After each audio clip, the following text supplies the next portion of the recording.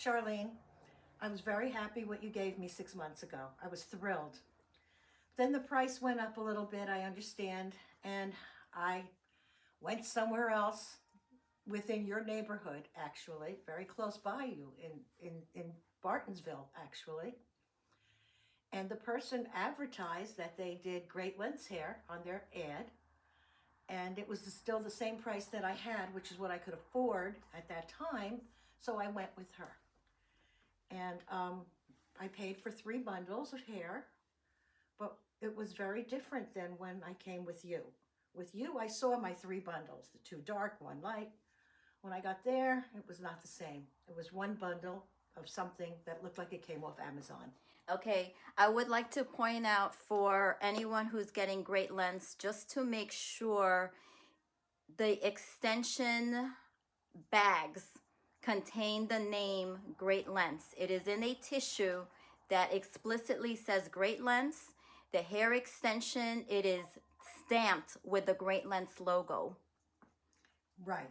Well, this person tried to tell me that the person who created Great Lengths also created a new line of hair, a new company that's even better than the original.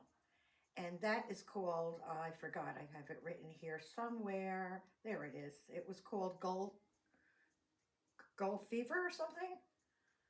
Yes, Gold Fever Hair. She said that was the owner of Great Lengths and that I would love this hair. So I said, okay, fine. And I paid for the 3 bundles. Of course, I did not get that. It was a nightmare.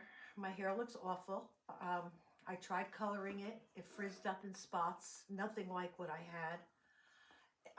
My hair, I look like a puppy dog. There's nothing on the bottom here. There's nothing in my sides here.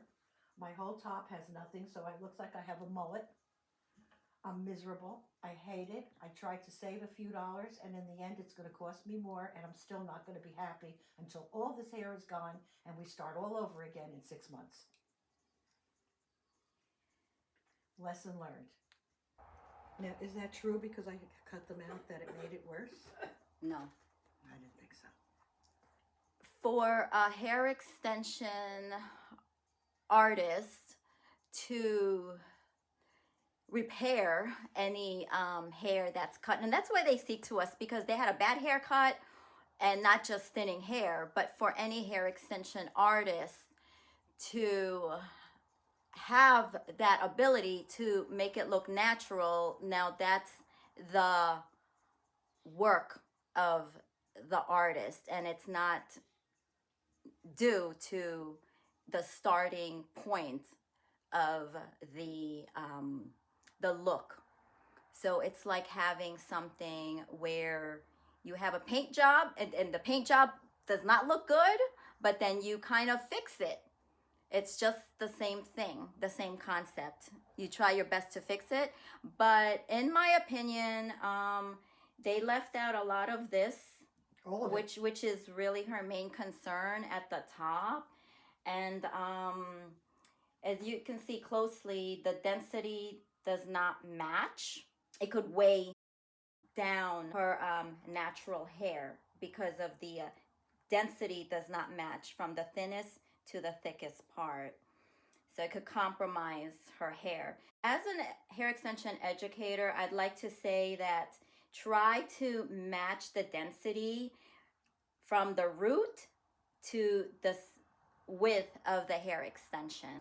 And also try to start, if you don't have that many bundles, try to start at the top and then just work your way down, because that's the most important thing for a lot of women with fine thin hair, is that their main concern is usually at the crown, the top area. Looks like the match is pretty good, right? Yeah.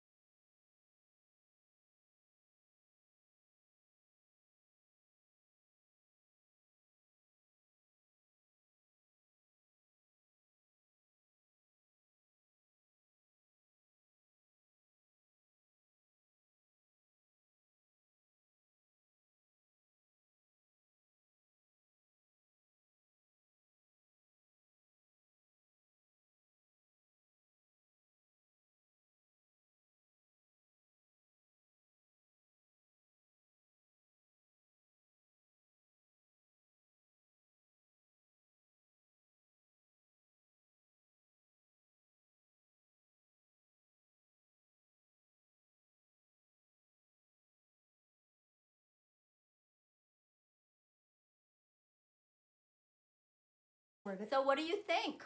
I like it. I like it a lot. You filled it all in for me. It looks great. Okay. I don't want to take credit for the back, but I just did the top part to fill in her missing Yeah, top areas. Top looks really good.